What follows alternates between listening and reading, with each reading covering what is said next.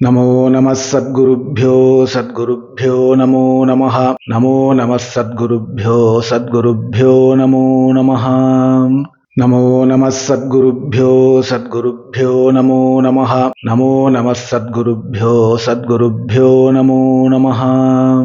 சத்குருநாத் மகாராஜ் கி ஜெய். கோபிகா ஜீவனஸ்மரணம் கோவிந்தா கோவிந்தா. இன்றைய சத்சங்கம் தொடங்குவதற்கு முன்னாடி கிருஷ்ணானந்தம் சார்பா ஒரு சிறிய அறிவிப்பு. 2026 வருஷம் வரக்கூடிய கிருஷ்ண ஜெயந்தி மகோத்சவம் என்னுடைய திருத்தகப்பனார் கைங்கரியம் ஏற்று 34வது வருஷம் இப்போ நடக்கிறது. கேட்பாரற்று மூடியிருந்த சன்னதி, ஒரு கால பூஜைக்கு கூட கதி இல்லாம இருந்த சன்னதி, ஒரு விளக்கேற்றுவார் இல்லை, ஒரு ரோகிணி நட்சத்திரம் அன்று அபிஷேக ஆராதனைகள் பண்ணுவார் இல்லை, யாரும் சேவிக்க கூட மறந்தும் இந்த பக்கம் வந்துட மாட்டான். அப்படி இருந்த சன்னதிய மெல்ல மெல்ல மெல்ல மெல்ல ஜெயராம பட்டாச்சாரியாருங்கிற என்னுடைய அப்பாவுடைய ஒருத்தருடைய உழைப்புனால இன்னைக்கு எல்லாருக்கும் இந்த ஊத்துக்காடு தெரியறது. நிறைய பேர் வரான். கிருஷ்ணன் ஒரு குறை இல்லாம இருக்கான். பட்டை தவிர வேற எதுவும் சாத்துறது இல்லை. ஏன்னா அன்றைய தினம் ஒரு நாள் அப்பா வந்து பார்க்கும்போது கைப்பிடி துணியை மாத்திரம் இடுப்புல சாத்தின்னு இருந்தான், கரப்பாம்பூச்சி ஓர்ன திருமேனியோடு கூட. அன்றைய தினம் அப்பா சங்கல்பிச்சா இனிமேலா பட்டை தவிர வேற எதுவும் கிருஷ்ணனுக்கு சாத்துறது இல்லைன்னு. இப்போ இல்ல மாசத்துக்கு ஒரு கார் வந்து இருந்த காலத்துல அப்படி சங்கல்பிச்சாலேயானால் என்ன ஒரு திருட சங்கல்பம் அந்த ஹிருதயத்துல இருந்திருக்கும். அந்த முதல் வருஷம் அப்பா கைங்கரியம் ஏற்ற முதல் வருஷம் முதற்கொண்டு தன்னால முடிஞ்ச ரீதியில ஊத்துக்காடு கிருஷ்ண கஷேத்திரத்துல கிருஷ்ண ஜெயந்தி மகோத்சவத்தை நடத்தின்னு வந்தா. இப்போ 34வது வருஷம், 2026வது வருஷம் நடந்ததானால் 34வது வருஷம் கிருஷ்ண ஜெயந்தி மகோத்சவம். இந்த சரித்திரத்தை கேட்கிற ஒவ்வொரு ராதா கிருஷ்ண பக்தர்களும் இந்த ஊத்துக்காடு கிருஷ்ண ஜெயந்தி உற்சவத்துல ஏதோ ரீதியில கலந்துக்கணும். அப்போ யாராவது இந்த கிருஷ்ண ஜெயந்தி மகோத்சவத்துல கலந்துக்கணுமானால் இங்க எங்கேயாவது கீழே என்னுடைய வாட்ஸ்அப் நம்பர் தெரியும். அதுல 2026 கிருஷ்ண ஜெயந்தி அப்படின்னு டைப் பண்ணி ராதே கிருஷ்ணா அப்படின்னு அனுப்பினேன். ஆனால் அதற்கான வழி என்னவோ அதை நான் பார்த்து சொல்றேன். எல்லாரும் கலந்துக்கணும், எல்லாரும், ஒருத்தர் விடக்கூடாது. ஆக அப்படி ஒரு விஷயத்தை தெரிவிச்சுட்டேன். அதுக்கப்புறம் இன்னொரு சிறிய விஷயம், இது எல்லாருக்கும் சொல்றதுல சந்தோஷப்படுறேன். எதுன்னா, நம்ம கிருஷ்ணானந்த சத்சங்கத்தை ஆரம்பத்திலிருந்து சிரவணம் பண்ணிட்டு இருக்கிறவாளுக்கு ஒரு விஷயம் இப்போ ஹிருதயத்துல ஸ்திரமா வந்து உக்காந்துருக்கும். எதுன்னா, பிறப்பிறப்புங்கிற இந்த கோரமான சம்சார துக்கத்திலிருந்து இனிமேலாம் நான் தப்பிச்சுடணும், இனி எவ்வளவு நாள் நான் ஆயுசோட இருப்பேன்னு சொல்றதுக்கு இல்லை. எப்படி போவேன்னு யாருக்கும் தெரியாது, எப்ப போவேன்னு யாருக்கும் தெரியாது, அடுத்த ஜென்மா என்னவா பிறப்பேன்னு தெரியாது. தற்சமயத்துல பிறப்பேங்கிறது மாத்திரம்தான் தெரியறது. போரும் இந்த பிறப்பிறப்புங்கிற விளையாட்டு ரீதியான இந்த சம்சாரம். பார்த்தா விளையாட்டா இருக்கே ஒழிய இது என்ன கஷ்டப்படுத்துறது. எங்கெங்கெல்லாமோ நம்ம ஹிருதயம் போய் பந்தப்பட்டுக்கிறது. சம்பந்தம் இல்லாதவாள்லாம் நம்மள பந்தப்படுத்துறா. எங்க பார்த்தாலும் துக்கம் கஷ்டம் வேகிறது ஹிருதயம். இனிமேலா சொச்ச காலத்துக்குள்ள நான் எப்படியாவது கிருஷ்ண பக்திய ஹிருதயத்துல சம்பூர்ணதா சம்பாதிச்சுண்டு சொப்பனத்துல இல்ல, தியானத்துல இல்ல, நேராவே ராதாகிருஷ்ணனை பிரத்யக்ஷமா பார்த்துட்டு என் தலை சாயணும். நான் கோலோகத்திலேருந்து வந்தேன் தான் வியாசர் சொல்றார். யாருக்கெல்லாம் ராதாகிருஷ்ணன்னு சொல்லிட்டா ரெஞ்சம் உருகிறதோ அவெல்லாம் கோலோகத்திலேருந்து வந்தவா, ஒரு காலத்துல கோலோகத்துல கோபர்களாவும் கோபிகைகளாவும் இருந்தவா அப்படின்னு வியாச அபிப்பிராயம். அந்த ராதாகிருஷ்ண சரித்திரங்கள்லாம் பின்னாடி அடுத்த மாசத்துல இருந்து இந்த கிருஷ்ணானந்தத்துல வரும். அதுல சிரவணம் பண்ணேல்னா தெரியும். அப்போ அது மாதிரி எனக்கு இனிமேலா கிருஷ்ண பக்தி தான் வேணும், இதே ஜென்மால கிருஷ்ண தரிசனம் வேணும் அப்படின்னு யாரெல்லாம் நினைக்கிறேலோ, எனக்கு ராதாகிருஷ்ணன்னா எனக்கு கொல்ல இஷ்டம் சுவாமி அப்படின்னு ராதாகிருஷ்ணனிடத்துல பிரத்யேகமா ஒரு ஈடுபாடு வச்சுட்டு இருக்கேலோ, அவெல்லாம் இந்த கிருஷ்ணானந்தத்தோட சேர்ந்து பயணிக்க விருப்பப்பட்டால் இங்க இருக்கிற நம்பருக்கு வாட்ஸ்அப் லிங்க் அனுப்புங்கோ அப்படின்னு மெசேஜ் பண்ணுங்க. வாட்ஸ்அப்ல கிருஷ்ணானந்தத்தோடைய வாட்ஸ்அப் சேனல் லிங்க் அனுப்புறேன், அதுல ஜாயின் பண்ணிக்கோங்க. அதுல என்னுடைய ஃபர்தர் ப்ரோக்ராம்ஸ் வரும். நித்தியபடி ஜபம் பண்றதுக்கு ஞாபகப்படுத்துவேன். ஜப மகிமை அதுல வரும். அது மாத்திரம் இல்ல, என்னுடைய லைவ் சத்சங்கத்துல கலந்துக்கலாம். நாம எல்லாம் ஒன்னு சேர்ந்து ராதாகிருஷ்ண கதிர்மமன்னு இப்பிறவியில வாழ்ந்து இதே ஜென்மால ராதாகிருஷ்ணனை பிரத்யக்ஷமா பார்த்து, ஏன்னா நமக்குன்னு ராதாகிருஷ்ணன் தரிசனம் கொடுப்பா. அந்த ராதாகிருஷ்ண தரிசனம் கொடுக்கறதுக்கு முன்னாடியே நம்மளை அவ பக்குவப்படுத்திடுவா. ஏன்னா கம்சன் பார்த்தது போல கிருஷ்ணனை நாம பார்க்க கூடாது, துரியோதனன் பார்த்தது போல பார்க்க கூடாது. அந்த ராதாகிருஷ்ணனுடைய தரிசனத்தோடைய அருமை பெருமை புரிஞ்சு பார்க்கணுமே, அதுக்கு குரு கிருபை அவசியம். அதுக்கு ராதாகிருஷ்ணனுடைய பிரத்யேக ஹிருதய சங்கல்பம் அவசியம். அதெல்லாம் நாம் பெற்று கிருஷ்ணானந்தத்திலேயே பயணிக்க விருப்பப்படுறவா இந்த லிங்க்ல எனக்கு இந்த வாட்ஸ்அப் நம்பர்ல இங்க எங்கேயாவது இருக்கும் என்னுடைய வாட்ஸ்அப் நம்பர். அதுல யாரும் தயவு செய்து கால் பண்ண வேண்டாம். ஆனா எது வேணாலும் வாய்ஸ் மெசேஜ் பண்ணுங்க, அது வேற விஷயம். நான் பொறுமையா கேட்டுக்கிறேன். இல்ல டைப் பண்ணி மெசேஜ் அனுப்புங்க, கால் பண்ணிட வேண்டாம்.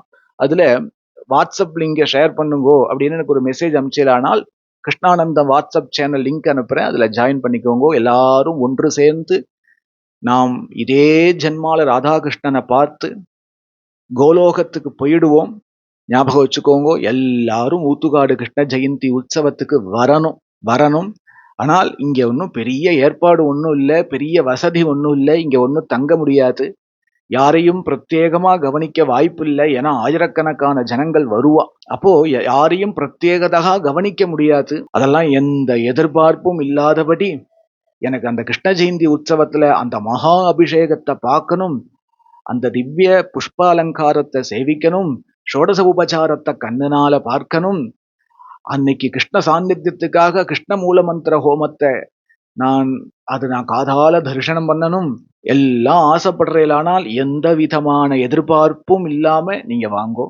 கிருஷ்ண ஜெயந்தி உற்சவத்துக்கு அத்தனை பேரும் வந்தாலே போரும். அதுல யாராவது நான் கைங்கரியம் பண்ணணுமே, நான் அந்த ஊத்துக்காடு கிருஷ்ணனுக்கு என் பாலகோபாலனுக்கு நான் கைங்கரியம் பண்ணணுமே அப்படின்னு ஆசைப்பட்டா மாத்திரம் இந்த நம்பருக்கு ஊத்துக்காடு 2026 ஊத்துக்காடு கிருஷ்ண ஜெயந்தி உற்சவம்னு டைப் பண்ணலானால் நான் உங்களுக்கு அதுக்கு வழிகாட்டுறேன். தொடர்ந்து சத்சங்கம் கேளுங்கோ. குருவாயூர் க்ஷேத்திரத்துடைய ஸ்தல புராணத்தை 3 நாள் சத்சங்கமாக விஸ்தாரமாக நாம் சிரவணம் பண்ணோம். பிறகு எப்படி பண்டரி க்ஷேத்திரத்துல பாண்டுரங்கனே கதி, பண்டரி க்ஷேத்திரமே கத்தின்னு எத்தனை மகாத்மாக்கள் வாழ்ந்தார்களோ அந்த கதையெல்லாம் நாம் நிறைய கேட்டிருக்கோம். அதுபோல குருவாயூர் க்ஷேத்திரமே கதி, அங்க இருக்கிற குருவாயூரப்பனே கத்தின்னு எத்தனை மகான்கள் வாழ்ந்தாலோ ஒரு விதம் எல்லா மகான்களுடைய சரித்திரத்தையும் நாம் சிரவணம் பண்ணோம். அதெல்லாம் யாராவது சிரவணம் பண்ணாம இருந்தா அவசியம் அதெல்லாம் போய் சிரவணம் பண்ணுங்க. இப்போ போன சத்சங்கத்துல இருந்து என்ன ஆரம்பிச்சிருக்கோம், ஒரு 120 வருஷத்துக்குள்ள குருவாயூர் க்ஷேத்திரத்துல குருவாயூரப்பனே நடத்திய அத்தியாச்சரியமான நிகழ்வுகளை நாம் சிரவணம் பண்ணிட்டு வரோம். ஒவ்வொன்றும் ஆச்சரியகரமானது, அதிசயமானது நடந்தது. ரெண்டு சத்சங்கத்துக்கு முன்னாடியே நாம் சொன்னோம், இது ஏதோ குருவாயூர்ல மாத்திரம் நடக்கிற விஷயம் அல்ல. ஊத்துகால்ல நடக்கிறது, ஸ்ரீ பிருந்தாவனத்துல நடக்கிறது, நம்ம ஸ்ரீரங்கத்துல நடக்கிறது, மன்னார்குடியில நடக்கிறது, எல்லா கிருஷ்ண கஷேத்திரத்திலையும் வைஷ்ணவ ஸ்தலங்கள்லயும் சிவஸ்தலங்கள்லயும் இதெல்லாம் நடந்துட்டு தான் இருக்கு. தினம் நடந்துட்டு இருக்கு. அந்த க்ஷேத்திரத்துல இருக்கிற சுவாமி பகு அதிசயங்களை பண்ணிட்டு இருக்கா. ஆனால் நாம் கிருஷ்ணானந்தம் சார்பாக எப்பவுமே ஆசிரியிச்சிருக்கிறது, நமக்கெல்லாம் ஒரு கண்ணு குருவாயூர், மற்றொரு கண்ணு ஸ்ரீ பிருந்தாவனம். அதனால இந்த 2 க்ஷேத்திர சம்பந்தமாவே சத்சங்கத்தை நடத்திட்டு வரும். அதுல பிருந்தாவனத்தை பத்தி பின்னாடி விஸ்தாரமாக பார்க்க போறோம். இப்போ நாம குருவாயூர் சம்பந்தமா பார்த்துட்டு வரோம். அதுல இன்றைய தினம் குருவாயூர் சன்னதியிலேயே குருவாயூரப்பன் நடத்திய சில ஆச்சரியமான அதிசயமான சில சம்பவங்களை சிரவணம் பண்ணுவோம். ஒரு சமயம் குருவாயூர்ல இருந்து ஒரு 9 கிலோமீட்டர் தூரத்துல ஒரு ஏழை வைத்தியன் வாழ்ந்து வந்தான். அவன் ஆயுர்வேதம் சிகிச்சை பண்ணிட்டு இருக்கான். முறையா பரம்பரையா படிச்சு வந்தவன் அவன். ஆனா பரம தரித்திரிய நிலையில இருக்கான். ஒரு குடிசை வீட்டுலதான் இருக்கான். அவனுடைய ஆத்து வாசல்ல இருந்து எட்டி பார்த்தா, தலை நிமிர்ந்து பார்த்தா குருவாயூர் க்ஷேத்திரத்துடைய கொடிமரம் தெரியும். ரொம்ப மெல்லிசா தெரியும். அந்த கொடிமரத்தை பார்த்து ஹே கிருஷ்ணா குருவாயூரப்பா, ஏ கிருஷ்ணா குருவாயூரப்பான்னு நமஸ்காரம் பண்ணுவான். அவ்வளவுதான். அதுக்கப்புறம் ஆத்துக்குள்ள வந்துட்டான்னா அந்த மருத்துவ சம்பந்தமா ஏதேதோ ஆராய்ச்சி பண்ணிட்டு இருப்பான். பொழுதன்னைக்கும் அதுதான் பண்ணிட்டே இருப்பான். இடையில அவன் ஆத்துலயே அவனுடைய அந்த குடிசையிலேயே ஒரு குருவாயூரப்பனுடைய போட்டோ இருக்கும். அதை பார்த்துட்டே சில நேரம் உட்காருவான். இப்படியே அவனுடைய ஜீவிதம். ஒரு வாரத்துக்கு ஒரு தடவையோ 10 நாளைக்கு ஒரு தடவையோ யாராவது வருவான் வைத்தியம் பார்க்கறதுக்கு. அதுல சில பேர் காசு கொடுப்பான், சில பேர் காசு இவனே வாங்க மாட்டான். இப்படி வைத்தியம் பார்த்துட்டு வரான். ஒரு நாளைக்கு ராத்திரி நேரத்துல நடுராத்திரி இருக்கும். அப்போ யாரோ கதவை தட்டுற சத்தம் கேட்டது. இவனுடைய குடிசை கதவை யாரோ தட்டுறா. வைத்தியரே வைத்தியரே அப்படின்னு யாரோ கதவை தட்டுறா.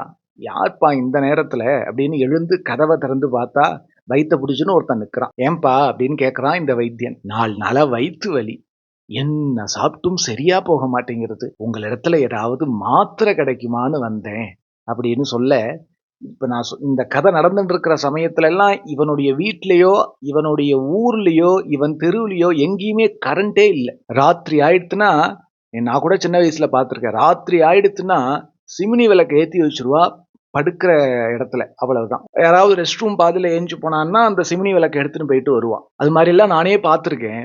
அது மாதிரி இவனுடைய ஆத்துல ஒரே ஒரு சிமினி விளக்கு இருக்கு, அது கூட எண்ணெய் இல்லாம அணைஞ்சுடுத்து. அதனால இவன் இருட்டிலேயே தட்டு தடுமாறி, அவன் தான் எல்லாம் சின்ன குடிசை தானே, எது எங்கெங்க இருக்குன்னு நன்னா தெரியுமே அவனுக்கு. அந்த ஞாபகத்துல ஒரு இடத்துல இருந்து வயிற்று வலி மாத்திரையை எடுத்து ஒரு 4 மாத்திரையை ஒரு பேப்பர்ல மடிச்சு அந்த வயிற்று வலிக்காரன்ட்ட கொடுத்து, அப்பா இது ஒரு 4 நாளைக்கு சாப்பிடு, 4 நாளைக்கு சாப்பிடு, உனக்கு சரியா போயிடும் அப்படின்னு சொல்லி அனுப்பிச்சுட்டார். ஒன்னும் பைசா வாங்கிக்கல, அவன் மாட்டு போயிட்டான். விடிஞ்ச உடனே வழக்கம் போல அவன் படுக்கையை விட்டு எழுந்து வாசல்ல போய் அந்த கொடிமரம் தூரக்க தெரியும், அந்த கொடிமரம் கிருஷ்ணா குருவாயூரப்பா கிருஷ்ணா குருவாயூரப்பான்னு சேவிச்சுட்டு மறுபடியும் குடிசுக்குள்ள வந்து ஸ்நானம் பண்ண போறான். அப்பதான் கவனிக்கிறான், அவன் ஒரு இடி விழுந்தது போல ஆச்சு அவனுக்கு. ஏன்னா அவன் எந்த மாத்திரை வயிற்று வலி சரியா போறதுக்குன்னு எடுத்து கொடுத்தானோ அது வயிற்று வலி சரியா போறதுக்கு உண்டான மாத்திரை இல்ல, அது பக்குவப்படாத விஷ குளிகை. ஏன் விஷத்தை ஹாஸ்பிட்டல்ல வச்சிருப்பானே, ஏன் விஷத்தை வைத்தியசாலையில வச்சிருப்பானேன்னா வச்சுக்கணும். பக்குவப்படுத்தப்பட்ட விஷம்தான் விஷ முறிவுக்கு மருந்து. பாம்பு விஷம்தான் பாம்பு கடிக்கு மருந்து. இன்னைக்கு கூட மாடர்ன் அலோபதி மெடிசன்ல இத ஒத்துக்கிறாவா, விஷம்தான் விஷ முறிவுக்கு சகாயம். ஆனால் அது பக்குவப்படுத்தி இருக்கணும். இவன் பக்குவப்படுத்தின்றே தான் இருக்கான், அதுக்கு சில காலம் ஆகும். அதுக்கு இடையில இந்த மாத்திரையை தெரியாம எடுத்து கொடுத்துட்டான். இதுல ஏதாவது ஒருவேளை ஒரு மாத்திரையை சாப்பிட்டுட்டா கூட கோலோக பிராப்தி நிச்சயம், அவ்வளவுதான். 4 மாத்திரையை வேற கொடுத்து விட்டுருக்கான். இவனுக்கு எப்படி இருக்கும்? ஒரு வைத்தியன் இல்லையா, நெஞ்சு பதறுது. உடனே வாசல்ல போய் அந்த குருவாயூர் கோபுரத்தை பார்த்துட்டு ஹோன்னு அழறான். குருவாயூரப்பா குருவாயூரப்பா என்ன மன்னிச்சுடுன்னு உன்னிடத்துல நான் கேட்கல. ஏன்னா மன்னிக்கிற விதமா நான் தப்பு பண்ணல, நீ தண்டிக்கிற விதமா தான் தப்பு பண்ணிருக்கேன். அதனால என்ன மன்னிச்சுடுன்னு சொல்லல, தெரியாம கொடுத்துட்டேன்னு சாக்கு போக்க சொல்ல விரும்பல. தப்பு பண்ணிட்டேன், தப்பு பண்ணிட்டேன். அவன் உசுரை எடுத்துடாத, என் உசுரை எடுத்துக்கோ. ஏன்னா நம்பி வந்தான் இல்லையா, வைத்தியன்ட நம்பி வந்தானே, உடம்பு சரியா போகும் அப்படின்னு நம்பி வந்தவனை சாகரத்துக்கு மருந்து கொடுத்து அனுப்பிச்சிட்டேனே. நான் ஒரு வைத்தியனா, நான் ஒரு பக்தனா? அதனால ஹே பிரபோ கிருஷ்ணா குருவாயூரப்பா, பக்த வத்சலனாச்சே, நீ கருணாநிதியாச்சே, நீ குருவாயூர் க்ஷேத்திரத்துல இப்ப கூட நித்தியவாசம் பண்ணிட்டு இருக்கிறது சத்தியமாச்சே, என் உசுரை எடுத்துண்டு அவன் உசுரை காப்பாத்து அப்படின்னு பிரார்த்தனை பண்ணிட்டு குடிசைக்குள்ள வந்துட்டான். கதவை சாத்தின்ட்டான். ஒரு வா சாப்பிடல, குளிக்கல. அவன் குடிசைக்குள்ளேயே ஒரு குருவாயூரப்பன் போட்டோ வச்சிருப்பான் பாருங்க, அதுக்கு கீழேயே உட்காந்துன்னு கிருஷ்ணா குருவாயூரப்பா கிருஷ்ணா என்ன ஆனானோ குருவாயூரப்பா இப்படின்னே அழுதுன்னு இருக்கான். நடுராத்திரி ஆயிடுத்து. விடிய விடிய இப்படியே உட்காந்துட்டு இருக்கான். காத்தால மறுநாள் காத்தால 3 மணிக்கு மறுபடியும் யாரோ கதவை தட்டுறா. வைத்தியரே வைத்தியரே அப்படின்னு யாரோ கதவை தட்டுறா. இது என்ன சப்தம்னு பாக்குறான். புரிஞ்சுடுத்து, இது அன்னைக்கு வயிற்று வலின்னு வந்தானே அவனுடைய சப்தம் போல இருக்கே, இது என்னது அப்படின்னு கிடுகிடுன்னு எழுந்து கதவை திறந்து பார்த்தா வாஸ்தவம் தான், அன்னைக்கு வயிற்று வலின்னு வந்தானே அவன் தான். அப்படியே பாக்குறான். அப்படியே நிற்கிறார் வைத்தியர். ஏன்பா அப்படின்னு. அந்த வயிற்று வலிக்காரன் சொல்றான், ஒருவேளை மாத்திரை தான் சாப்பிட்டேன், 2 நாள் ஆச்சு வயிற்று வலியே வரல, சுகமா இருக்கேன். இப்ப இந்த மீதி மாத்திரை வேற யாருக்காவது பயன்படுமேன்னு உங்கள்கிட்ட கொடுக்க வந்தேன் அப்படின்னு மாத்திரையை கொடுத்துட்டு அதுல ஒரு 5 ரூபாய் பணம் வச்சு கொடுத்துட்டு போயிட்டான் அவன் கிடுகிடுன்னு. பார்த்தா அந்த மீதி மாத்திரை சத்தியத்து மேல சத்தியம், அது விஷம்தான். அப்படியே திரும்பி பார்த்தா குருவாயூர் சன்னதியோடைய கொடிமரம் தெரிகிறது. ஹோன்னு அலறான் அந்த வைத்தியன். கிருஷ்ணா குருவாயூரப்பா, அன்று ஒரு நாள் நீ பிரகலாதனுக்கு கொடுத்த விஷத்தை குடிச்ச, பின்னாடி மீராபாய்க்கு கொடுத்த விஷத்தை குடிச்ச, அதுபோல இந்த வைத்தியனான ஏழ பக்தன் தப்பா மாத்திரை கொடுத்துட்டேனே, அந்த விஷத்தையும் நீந்தான் குடிச்சியா, அந்த விஷத்தையும் நீந்தான் முறிச்சியா, என்ன கிருபை என்ன கிருபை அப்படின்னு ஹோன்னு அழுத்தான். இந்த சரித்திரம் நடந்தது. இப்ப என்னன்னா, பக்தனுக்காக விஷத்தையும் அமிர்தமா மாத்திடுவானே ஆகில், அப்போ குருவாயூர் க்ஷேத்திரத்துல பகவான் நித்தியவாசம் பண்ணிட்டு இருக்காங்கிறது புரியறதா, யாருக்காவது தெரியறதா? நாம் போனா கூட நம்ம ஹிருதயத்துல விஷமா இருக்கிற அஜ்ஞானத்தை கிருபையினால நீக்கிடுவான். ஒரு சாதனை வேணா, குருவாயூர் சன்னதியில போய் அந்த குருவாயூரப்பனுடைய மூர்த்தியை பார்த்துட்டா போறோம், ஒரு நாள் பூரா அந்த சன்னதியிலேயே தங்கினா போறோம். என்ன ஆகும்னா, நம்ம ஹிருதயத்துல அஜ்ஞானம்னு ஒரு விஷம் இருக்கு இல்லையா? திரும்பி வராத அளவுக்கு நம்மளிடத்திலேருந்து நீக்கிடுவான் கருணாமயமான குருவாயூரப்பன், கிருஷ்ணன், கோபாலன். இப்படி ஒரு சரித்திரம் அங்க நடந்தது.